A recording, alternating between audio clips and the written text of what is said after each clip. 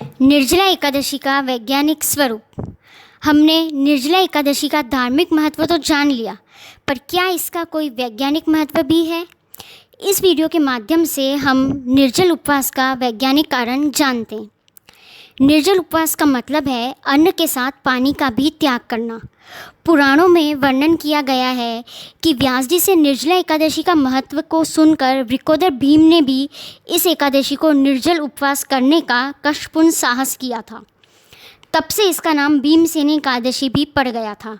अन्य पर्वों की तरह ही निर्जला एकादशी का वैज्ञानिक महत्व भी है। निर्जल उपवास इस व्रत की प्रमुख विशेषता है। जबकि गर्मी अपनी चरम सीमा पर होती है, हाथ से पानी का ग्लास नहीं छूटता है। लोग तरह तरह के शीतल पेय पीकर अपनी प्यास को शांत करने का प्रयास किया करते हैं। ऐसे समय में बिना जल पिए दिन भर उपवास करना तप और सहनशीलता की पराकाष्ठा है। भारतीय संस्कृति तपोवन की संस्कृति है।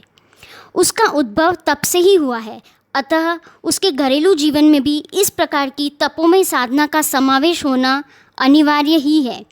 ये भूख प्यास, सर्दी गर्मी, हर्ष दुख, मान अपमान रूपी द्वंद्व ही तो वे विघ्न हैं जो मनुष्य के भगवत प्राप्ति के मार्ग में रुकावट डालते हैं। ज्येष्ठ मास के ऐसे प्रचंड तप्त दिन में जिस व्यक्ति ने निर्जल उपवास कर लिया, उसके लिए जीवन में भूख प्यास को भी सहकर अपने लक्ष्य की ओर अग्रसर रहना कुछ कठिन नहीं रहता। आत्मविश्वास की प्राप्ति इस व्रत की सबसे बड़ी विशेषता है। दिन भर उपवास को निभाने पर हमारे हृदय में यह विश्वास दृढ़ हो जाता है कि यदि इतने समय तक हमें अन्न या जल की प्राप्ति न हो तो भी हम जीवित रह सकेंगे। शास्त्रकारों ने भी जिसमें शक्ति हो उनके लिए इस व्रत को निर्जल रहकर मनाने का विधान किया है। जीवन में अनेक बार ऐसी कठिनाइयों के अवसर आने पर मनुष्य घबरा उठता है, परंतु एक आस्तिक मनुष्य के लिए उस समय यह उपवास जन्य आत्मविश्वास ही वह महान बल सिद्ध होता है जो इसे कठिनाइयों से उबार पाता है।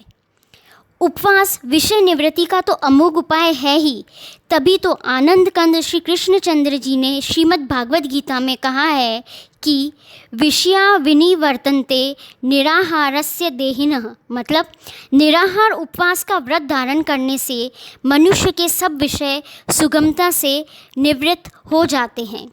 हमें अपने जीवन में कम से कम 1-2 बार तो निर्जल उपवास करना ही चाहिए।